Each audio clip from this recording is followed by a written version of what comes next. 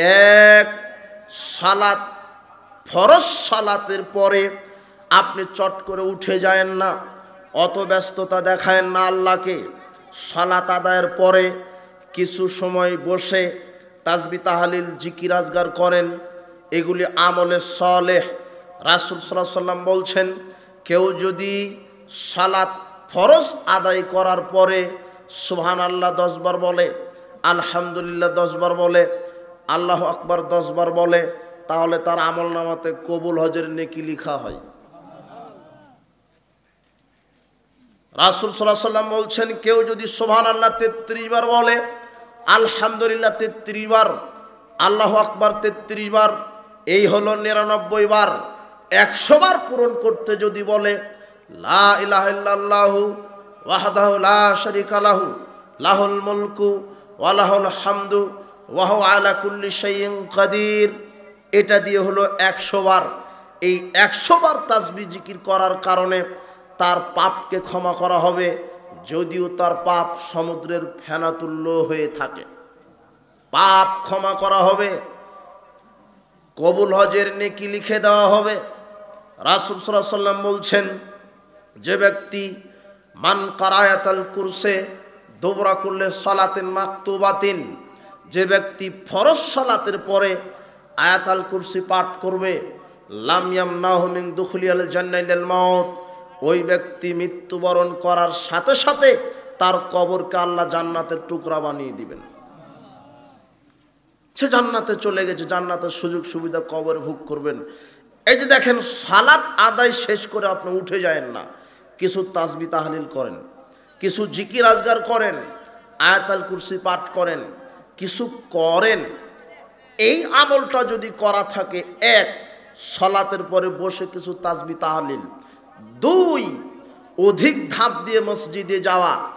রাসূল সাল্লাল্লাহু আলাইহি ওয়াসাল্লাম বলছেন, মান খারাজা, যে ব্যক্তি বের হলো মুতাতাহিরান, ওযু করে, মিন বাইতিহি, তার বাড়ি থেকে কেউ যদি ওযু করে ফরজ সালাতের জন্য মসজিদের দিকে যেতে থাকে, ফাজরুহু কাহাজ্জিল মুহরিম, তার নেকি হলো হাজী সাহেবের নেকির সমান, কবুল হজের সমান।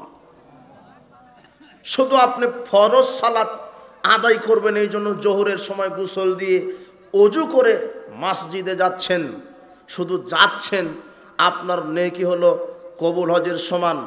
পৃথিবীতে কিছু চলমান জান্নাতে যাওয়ার আমল আছে, যে আমলটা করতে করতে মারা গেলে জান্নাত হবে। তার একটা রাসূল সাল্লাল্লাহু আলাইহি ওয়াসাল্লাম বলছেন, কেউ যদি মসজিদের দিকে সালাতের জন্য যেতে থাকে, যেতে যেতে যদি মারা যায়, তাহলে তার উপরে জান্নাত ওয়াজিব, জান্নাতে চলে যাবে। এটা একটা চলমান জান্নাতে যাওয়ার একটা আমল। দুই, রাসূল সাল্লাল্লাহু আলাইহি ওয়াসাল্লাম বলছেন, কেউ যদি তার বাড়িতে গিয়ে সালাম দিয়ে ঢুকে, আসসালামু আলাইকুম ইয়া আহলাল বাইত, আসসালামু আলাইকুম রাহমাতুল্লাহ, এভাবে বাড়িতে সালাম দিয়ে ঢুকে, ওই ঢুকতে ঢুকতে ওই সময়তে মারা গেলে তার উপরে জান্নাত ওয়াজিব হয়। আর কেউ যদি আল্লাহ রাস্তায় সময় দিতে দিতে মারা যায়, তাহলে ওই সময়তে মারা গেলে তার উপরে জান্নাত ওয়াজিব হয়। কয়েকটা চলমান আমল করতে করতে মারা গেলে জান্নাত হয়। তার একটা ফরজ সালাতের জন্য হাঁটতে হাঁটতে মারা গেলে জান্নাত হবে। দুই, বাড়িতে ঢোকার সময় সালাম দিতে দিতে মারা গেলে জান্নাত হবে। তিন, আল্লাহ রাস্তায় সময় ব্যয় করতে মারা গেলে জান্নাত হবে। চার, কেউ যদি অসুস্থ রোগীকে দেখতে যায়, দেখতে যাচ্ছে, হাঁটছে, হাঁটতে হাঁটতে মারা গেল, তার উপরে জান্নাত ওয়াজিব হয়ে যাবে। পাঁচ, মান কানা আখিরু কালামি লা ইলাহা ইল্লাল্লাহ দাখালাল জান্নাহ, যার শেষ বাক্য লা ইলাহা ইল্লাল্লাহ হবে, এই লা ইলাহা ইল্লাল্লাহর উপরে যে ব্যক্তি মারা যাবে, তার উপরে জান্নাত ওয়াজিব হবে। ছয়, মান খুতমা লাহু বিসিয়াম, যে ব্যক্তি সিয়াম থাকা অবস্থাতে মারা যাবে, দাখালাল জান্নাহ, আল্লাহ তাকে জান্নাতে প্রবেশ করাবেন। এগুলি কয়েকটা চলমান আমল, যে করতে করতে মারা গেলে জান্নাত হয়। তার একটা, এই ফরজ সালাতের উদ্দেশ্যে অধিক ধাপ দিয়ে যারা মসজিদে যায়। আর জুমার দিনের একটা স্পেশাল ফজিলত আছেই, জুমার দিনে একটা স্পেশাল ফজিলত আছেই। কি? রাসূল সাল্লাল্লাহু আলাইহি ওয়াসাল্লাম বলছেন, কেউ যদি জুমার দিনে অজু গোসল করে, পরিবারকে গোসল করায়, অজু করে, তেল সাবান মাখে, সুগন্ধি মাখে পুরুষ মানুষ। এরপরে মসজিদের দিকে ধাপ দিল। মসজিদে গিয়ে কারো কাঁধ ডিঙিয়ে কাউকে কষ্ট দিয়ে অন্য কাতারে গেল না, চুপে চুপে বসলো, ইমামের মনোযোগ দিয়ে খুতবা শ্রবণ করলো। এই ব্যক্তির নেকি হলো 1 কদম সমান 1 বছর তাহাজ্জুদ, 1 বছর নফল সিয়াম। 1 বছর তাহাজ্জুদ, 1 বছর নফল সিয়াম। 1 বছর তাহাজ্জুদের সালাত আদায় করলে যত নেকি হবে, 1 বছর নফল সিয়াম আদায় করলে যত নেকি হবে, জুমার দিনের 1 ধাপের নেকি তত হবে, তত সমান হবে। আপনাকে কি দিয়ে বুঝাই? তাই তো রাসূল সাল্লাল্লাহু আলাইহি ওয়াসাল্লাম বলছেন, শীর্ষস্থানীয় ফেরেশতারা তর্ক করছে 3টা আমলের কাফফারাত নিয়ে, যেই 3টা আমল করলে বান্দাকে আল্লাহ ক্ষমা করে। 1, পরিপূর্ণভাবে ওযু করা। 2, অধিক ধাপ দিয়ে মসজিদে যাওয়া। পরিপূর্ণভাবে ওযু করা। 2, সালাত আদায়ের পরে মসজিদে বসে থাকা। 3, কষ্ট সহকারে ওযু করা। এই 3টা আমল যদি করা হয়, আশাবি খায়রেন ওয়া মাতাবি খায়রেন, তার বেঁচে থাকা কল্যাণকর হবে, তার মরে যাওয়া কল্যাণ হবে।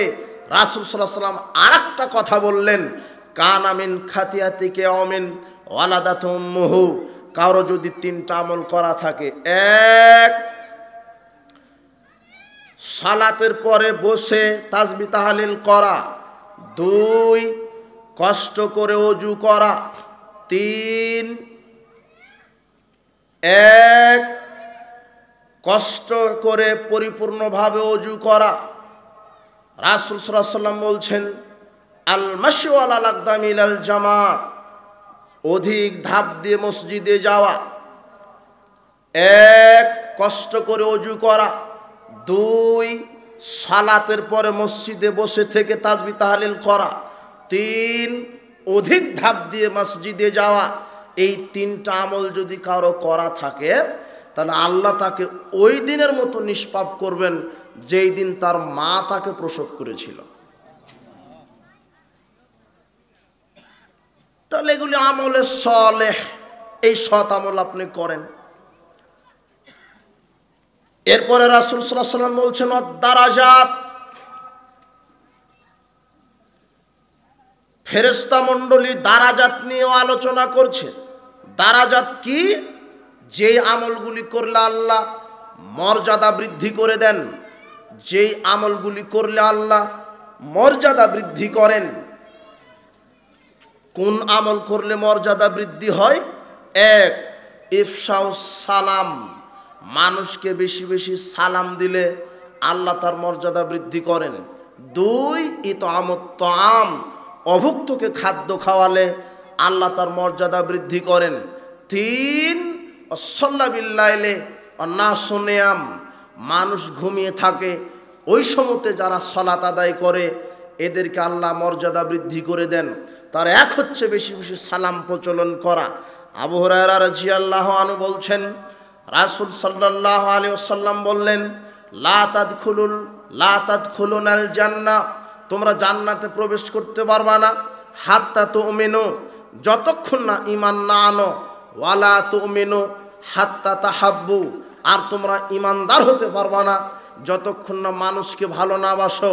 আলা আদুল্লুকুম আলা শাই ইযা ফাআলতুমুহু তাহাব্বাতুম, আমি কি তোমাদেরকে বলবো না কোন আমল করলে ভালোবাসা বৃদ্ধি পায়?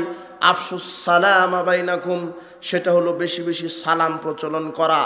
সালাম দিলে ভালোবাসা বৃদ্ধি হয়, ভালোবাসা বেড়ে গেলে ঈমান বেড়ে যায়, আর ঈমান থাকলে জান্নাতে যাওয়া যায়। সালাম আদান প্রদানের পরিণাম, প্রতিফল, প্রতিদান জান্নাত। আব্দুল্লাহ বিন আমর রাদিয়াল্লাহু আনহু বলছেন, রাসূল সাল্লাল্লাহু আলাইহি ওয়াসাল্লামকে জিজ্ঞাসা করা হলো, আইউল ইসলামে খয়রুন, ইসলামে উত্তম আমল কোনটি? ইসলামে উত্তম আমল কোনটি? রাসূল সাল্লাল্লাহু আলাইহি ওয়াসাল্লাম তখন বললেন, তুতিমুত তাআম, অভুক্তকে খাদ্য খাওয়াও, ওয়া তাকরাউস সালাম, যাকে চিনো আর যাকে চিনো না, পরিচিত অপরিচিত, আলামান আরাফতা ওমান লাম তারিফ, পরিচিত অপরিচিত সবাইকে সালাম দাও। ইসলামে ভালো কাজ হলো অভুক্তকে খাদ্য খাওয়ানো, আর পরিচিত অপরিচিত সবাইকে সালাম দেওয়া। রাসূল সাল্লাল্লাহু আলাইহি ওয়াসাল্লাম বলছেন আল্লাহ বান্দার মর্যাদা বৃদ্ধি করে দেয় বেশি বেশি সালাম দিলে, অভুক্তকে খাদ্য খাওয়ালে।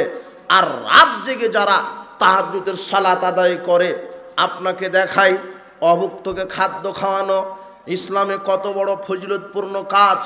অভুক্তকে খাদ্য খাওয়ানো ইসলামে কত দামি কাজ। রাসূল সাল্লাল্লাহু আলাইহি ওয়াসাল্লাম বসে আছেন মসজিদে নববীতে, এক মেহমান এসে বলছেন আল্লাহর নবী আমি ক্ষুধার্ত, আমাকে খেতে দেন। রাসূল সাল্লাল্লাহু আলাইহি ওয়াসাল্লাম বলছেন এই মেহমানকে আমার বাড়িতে নিয়ে যাও। সাহাবারা নিয়ে গেলেন, গিয়ে জিজ্ঞাসা করলেন রাসূল সাল্লাল্লাহু আলাইহি ওয়াসাল্লামের মেহমান খেতে দিতে হবে। তার স্ত্রীগণ বলছেন আমাদের বাড়িতে পানি ছাড়া কোনো খাবার নেই। সাহাবারা রাসূল সাল্লাল্লাহু আলাইহি ওয়াসাল্লামের মেহমানকে নিয়ে চলে আসলেন। এরপরে আবু তালহা রাদিয়াল্লাহু আনহু তিনি বলছেন আল্লাহর নবী আপনি যদি আমাকে অনুমতি দেন তাহলে আপনার এই মেহমানকে আমার বাড়িতে নিয়ে গিয়ে পেট পুরে খানা খাইয়ে দিতে পারি। রাসূল সাল্লাম বলছেন ঠিক আছে যাও। আবু তালহা রাদিয়াল্লাহু আনহু রাসূলের মেহমানকে বাড়িতে নিয়ে গেলেন, গিয়ে তার স্ত্রীকে বলছেন স্ত্রী খাবার রেডি করো। তার স্ত্রী বলছেন আমাদের বাড়িতে তেমন কোনো খাবার নেই, দুই একটা রুটি অথবা কয়েকটা খেজুর হতে পারে, যেটা ছেলেদের জন্য ছেলে মেয়ে বাচ্চাদের জন্য রেখেছি। আবু তালহা তিনি বলছেন বাচ্চাদেরকে ঘুমিয়ে দাও, বাতিরা জ্বালিয়ে রাখো, প্লেটে খেজুর রেডি করো। বাতি জ্বালানো হলো, প্লেটে খেজুর রেডি করা হলো, বাচ্চাদেরকে ঘুমিয়ে দেওয়া হলো। এইবার আবু তালহা এক হাতে বাতি আর এক হাতে খেজুরের প্লেট নিয়ে মেহমানকে গিয়ে বলছেন খানা শুরু করেন, খাবার শুরু করেন। মেহমান বলছে আপনি আগে শুরু করেন তারপরে আমি খাবো। তখন আবু তালহা ওই বাতিটা ঠিক করার নমত দিতে গিয়ে বাতিটা নিভিয়ে দিলেন। ঘর অন্ধকার, অন্ধকারে আবু তালহা প্লেটে হাত দেয় কিন্তু খেজুর উঠিয়ে নেয় না, রুটি উঠিয়ে নেয় না। কেন? একটা খেজুর অথবা একটা রুটি উঠিয়ে নিলে খাবার কম হয়ে যাবে, মেহমানের পেট ভরবে না, তাই শুধু প্লেটে হাত দিচ্ছে কিন্তু খেজুর উঠাচ্ছে না। আল্লাহ সুবহানাহু ওয়া তাআলা বিষয়টি দেখছেন আরশ থেকে। মেহমানকে ওইভাবে রাতে খাওয়িয়ে দিলেন।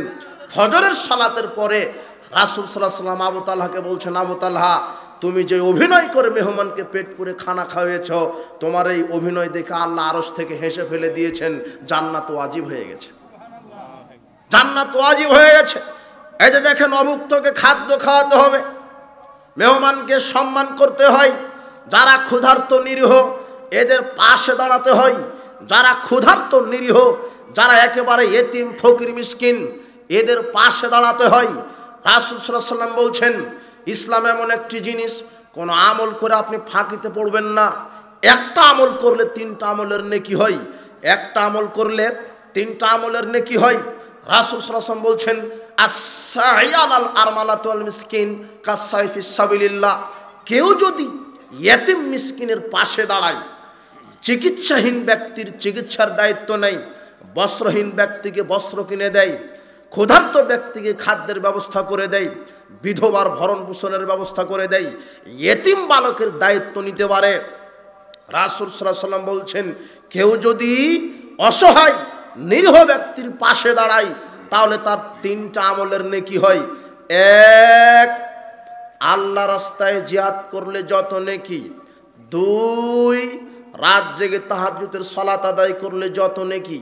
তিন, নফল সিয়াম পালন করলে যত নেকি। এক, আল্লাহ রাস্তায় জিহাদ করলে যত নেকি। দুই, নফল সালাত তাহাজ্জুদের সালাত আদায় করলে যত নেকি।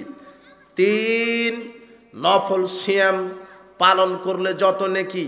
এই তিনটা আমল করলে যত নেকি হবে 365।